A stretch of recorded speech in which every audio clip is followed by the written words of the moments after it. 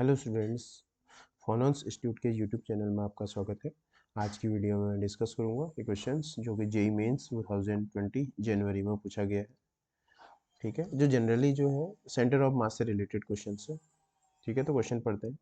The coordinate of centre of mass of a uniform flag shape lamina. एक uniform flag shape lamina हमको दिया है, मतलब thin flat sheet, मतलब इसकी थिकनेस 0 है, of mass 4 kg। The coordinate of the same are shown in the figure. तो हमको क्या फाइंड आउट करना है? सेंटर ऑफ मास के कोऑर्डिनेट हमको इसमें फाइंड आउट करना है। क्लियर? तो इस क्वेश्चन को करने के लिए देखो हम क्या करते हैं, इसको टू पार्ट में ब्रेक कर लेते हैं। और ये जो लेमिना है, ठीक है, ये जो लेमिना है, lamina is also uniform mass distribution. इसमें कैसा मास का डिस्ट्रीब्यूशन होगा? ठीक है ना, डिस्ट्रीब्यूशन। तो यूनिफॉर्म मास डिस्ट्रीब्यूशन को अब हमारा जो टारगेट है, फर्स्ट टारगेट क्या होना चाहिए हमारे पास? यूनिफॉर्म को किस में कन्वर्ट करना? यूनिफॉर्म मास डिस्ट्रीब्यूशन को किस में कन्वर्ट करना? डिस्क्रीट में कन्वर्ट करना। तो इसके लिए कॉन्सेप्ट क्या है? इसके लिए कॉन्सेप्ट मैंने सिखाया था। ठीक है, बॉडी हटाओ। कॉन्सेप्ट क्या है? बॉडी हटाओ, ठीक है, और COM लाओ। ये कॉन्सेप्ट है। इसका मतलब ये हुआ कि बॉडी को आप रिप्लेस कर सकते हो उसके सेंटर ऑफ मास से। ठीक है, बॉडी हटाओ, सेंटर ऑफ मास लाओ। तो देखो ये जो स्क्वायर है, ये जो रेक्टेंगल है, इसका सेंटर ऑफ मास क्या होगा? बीचों बीच में होगा? नहीं होगा, बिल्कुल बीचों बीच में होगा। और ये जो दूसरा ये है, ये जो दूसरा रेक्टेंगल है, इसका सेंटर ऑफ मास भी कहाँ पर होगा? ओ डैश में होगा। मुझे पूरी बॉडी से कुछ कोई मीनिंग, कोई मतलब नहीं है, मुझे बस इसके सेंटर ऑफ मास से मतलब है, क्योंकि ये यूनिफॉर्म है, यूनिफॉर्म लेमिना है। तो जो यूनिफॉर्म लेमिना होगा उसका सेंटर ऑफ मास कहाँ होगा? उसके जस्ट इसके ज्योमेट्रिक सेंटर में होगा। सिमिलरली इसका भी कहाँ होगा? सेंटर ऑफ मास इसके सेंटर में होगा। स्टेप फर्स्ट कंप्लीट हो गया। सेकंड स्टेप, और हमको मेजर कहाँ से करना है? ये ओरिजिन से मेजर करना है। 0,0 हमको यहाँ फिगर दे रखा है। इसके अबाउट, इस ओरिजिन के अबाउट हमको इस पूरी बॉडी का सेंटर ऑफ मास लिखना है। ठीक है, तो अब हमारे पास दूसरा स्टेप क्या है? ओरिजिन हमने सिलेक्ट कर लिया। ओरिजिन सिलेक्ट करने के बाद अब हमारा स्टेप है कोऑर्डिनेट लिखना। तो मुझको क्या करना पड़ेगा? ये अगर ये वाला कोऑर्डिनेट छूट रहा है, ये कोऑर्डिनेट कितना होगा? वाई एक्सिस में, एक्स एक्सिस में तो 1 चल रहे हैं, वाई एक्सिस में यहाँ 0 और यहाँ 2 है। तो इसका कितना हो जाएगा? 0,2 क्या हो जाएगा? इसके कोऑर्डिनेट हो जाएंगे। 0,2 क्या हो जाएगा? इस पॉइंट के कोऑर्डिनेट हो जाएंगे। ठीक है, तो अगर अब मुझे इस ओ डैश तक पहुंचने के लिए एक्स एक्सिस से कितनी डिस्टेंस से चलनी पड़ रही है? एक्स एक्सिस से मुझे इतनी डिस्टेंस चलनी पड़ रही है, और एक्स में कितना है? 1। ठीक है, एक्स में कितना है? 1। 1 का आधा करोगे तो क्या आएगा? इसके कोऑर्डिनेट कितने आ जाएंगे? इसके कोऑर्डिनेट क्या आ जाएंगे? एक्स एक्सिस में 1, 1 का आधा करेंगे तो क्या आ जाएगा? 1/2 आ जाएगा। और वाई एक्सिस में कितना चलना पड़ेगा? वाई एक्सिस में, वाई एक्सिस में हमको यहाँ पर चलना पड़ेगा, ये पूरी डिस्टेंस देखो, ये पूरी डिस्टेंस कितनी है? 2, और इसका आधा जस्ट क्या होगा? 1। तो हमको वाई एक्सिस में कितना चलना पड़ेगा? इस ओ डैश तक पहुंचने के लिए 1 चलना पड़ेगा फ्रॉम ओरिजिन। गेटिंग? सिमिलरली अब हम क्या करेंगे? ओ के भी कोऑर्डिनेट लिखते हैं। ओ के कैसे लिखेंगे? देखो, एक्स एक्सिस में हम कितना चलेंगे? 2। एक्स एक्सिस में पूरी डिस्टेंस कितने चल रहे हैं? 2। तो 2 का कोऑर्डिनेट क्या? 2 का सेंटर ऑफ क्या होगा? 1। ये 1 चलना पड़ेगा। और वाई एक्सिस में फ्रॉम ओ से कितना चलेंगे? यहाँ से 2 और इतना 5। तो दैट मीन्स पूरा 5 का आधा करोगे तो कितना हो जाएगा? 2.5 हमको कहाँ चलना पड़ेगा? वाई एक्सिस में चलना पड़ेगा। और देखो, अगर तुम इसका एरिया निकालोगे, इस रेक्टेंगल का एरिया निकालो और इस रेक्टेंगल का एरिया निकालोगे, तो दोनों का क्या है? एरिया सेम आ रहा है। देखो एरिया फाइंड आउट करके। ठीक है, दोनों का क्या आ रहा है? एरिया सेम आ रहा है। एरिया सेम आ रहा होगा तो क्या होगा? मास भी सेम होगा, क्योंकि हमको पता है सिग्मा इक्वल टू m/a होता है। एरिया सेम, तो मास भी क्या हो जाएगा? सेम हो जाएगा। मास भी सेम हो जाएगा। अपनी सुविधा के लिए मैं लेट दोनों का मास कितना लिख देता हूँ? m लिख देता हूँ। तो इसका भी मास कितना होगा? m, और इसका भी मास कितना होगा?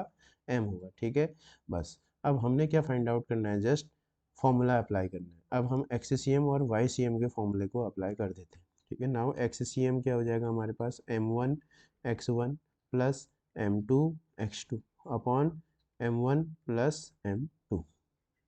ठीक है, तो ये x1 ये हो जाएगा, देखो ओरिजिन से ये x1 कॉमा y1, और ये जो हो जाएगा हमारे पास, ये हो जाएगा x2 कॉमा y2 हो जाएगा इस तरीके से। गेटिंग? तो m1 की जगह हम m लिख देते हैं x1 0 नहीं होगा। ठीक है, क्योंकि ओरिजिन से नहीं, हमको यहाँ इस यहाँ पर मास सिचुएटेड है, ओरिजिन यहाँ पर है। तो m1 कितना लिखेंगे? 1/2 प्लस m2 भी m है, और x2 कितना होगा? 1। x2 कितना है? x2 कितना है? 1, x2 कितना हो जाएगा 1 हो जाएगा अपॉन m प्लस m। तो ये कितना आ जाएगा, ये m को कॉमन ले लेते हैं, m को कॉमन ले लो, 1/2 प्लस 1 अपॉन 2m, m से m कैंसिल हो गया 3/2, ये कितना आ जाएगा, है ना, ये कितना आ जाएगा 1 प्लस ये 3/2, 3/2 अपॉन 2 मतलब 3/4, 3/4 इसका मतलब 0.7, ठीक है, 2 और 5 0.75 आ जाएगा, कितना आ जाएगा 0.75 आ जाएगा ये एक्ससीएम कितना आ जाएगा 0.57 इज द एक्ससीएम आ जाएगा हमारे पास, ठीक है। नाउ इसी तरीके से हम क्या करेंगे, वाईसीएम को भी फाइंड आउट कर लेंगे। वाईसीएम को फाइंड आउट करने के लिए हमारे पास फॉर्मूला क्या होता है, m1y1 plus m2y2 upon m1 plus m2, ठीक है ना। तो फर्स्ट हमारा स्टेप वही है, यूनिफॉर्म बॉडी को डिस्क्रीट में कर देना। तो वाई सी एम हमारे पास कितना आ जाएगा, m1 कितना है m, और y1 कितना है हमारे पास यहाँ पर 1 प्लस m2 m, और y2 यहाँ पर हमारे पास कितना होगा, y2 इज़ 2.5, कितना आ जाएगा 2.5 अपॉन m और m 2m, ठीक है। तो ये कितना, अगर हम इसे फर्दर सॉल्व करेंगे, ठीक है, वाई सी एम को अगर हम फर्दर सॉल्व करेंगे, m को कॉमन ले लेते हैं, 1 प्लस 2.5 अपॉन 2m, ये m से m कैंसिल हो गया, ये 3.5, 3 पॉइंट अपॉन 5.2, तो ये कितना आ जाएगा 2 1 जा 2 पॉइंट, 2 से 1 जा 14 और 2 5 जा 10, तो वाई सी एम कितना आ जाएगा हमारे पास 1.75 आ जाएगा। तो यही हमारे पास आंसर है। देयरफॉर कोऑर्डिनेट क्या हो जाएंगे, coordinate of centre of mass is कितना हो जाएगा, एक्ससीएम में तुम कितना, एक्ससीएम में हम 0.75 और वाईसीएम में 1.75, ठीक है। तो ये क्या आ जाएगा, इसका करेक्ट आंसर आ जाएगा, ठीक है। तो किस तरीके से क्वेश्चन करना है, अगर तुम्हारे पास यूनिफॉर्म बॉडी दिया होगा तो सबसे फर्स्ट हमारा टारगेट होगा कि इस यूनिफॉर्म बॉडी को किस में करना है, डिस्क्रीट में कन्वर्ट करना है। क्यों, क्योंकि ये फार्मूला होता है, ये किसके लिए अप्लीकेबल होता है, ये फार्मूला जो अप्लीकेबल होता है डिस्क्रीट के लिए ही अप्लीकेबल होता है। मैं इसे कंटिन्यूस में नहीं लगा सकता हूँ। अगर मुझे इसको कंटिन्यूस में अप्लाई करना होगा तो फर्स्ट मुझे इस यूनिफॉर्म सिस्टम को डिस्क्रीट सिस्टम में कन्वर्ट करना होगा, और उसके लिए एक कॉन्सेप्ट मैंने सिखाया था, बॉडी हटाओ सेंटर ऑफ मास लाओ। इसका मतलब क्या हुआ कि तुम बॉडी को क्या करोगे, उसके सेंटर ऑफ मास से क्या कर सकते हो, रिप्लेस कर सकते हो। उसके बाद कोऑर्डिनेट लिखेंगे और फिर फॉर्मूला करेंगे, तो डेफिनेटली हमारा आंसर आ जाएगा, ठीक है। तो मोस्ट इंपॉर्टेंट क्वेश्चन है, फिर से ये जो क्वेश्चन है फिर से ये आ सकता है, लेक्चरर में पूछा जा सकता है, ठीक है, नीट में आ सकता है, जेई में आया है तो, है ना, और केवीएस में पूछा जा सकता है, एनवीएस में पूछा जा सकता है, लैब असिस्टेंट में भी इसका क्वेश्चन पूछा जा सकता है, ठीक है। और अभी एक एफआरओ का एग्ज़ाम हुआ था, ठीक है, एसीएफ का एग्ज़ाम हुआ था, यूकेएसएससी कराता है जो, इनमें भी ये क्वेश्चन पूछे जाने की क्या है, पूरी पूरी पॉसिबिलिटीज़ होती है, जिनका मेन सब्जेक्ट क्या होता है, फिजिक्स होता है। क्लियर। तो आज की वीडियो में इतना ही, थैंक यू।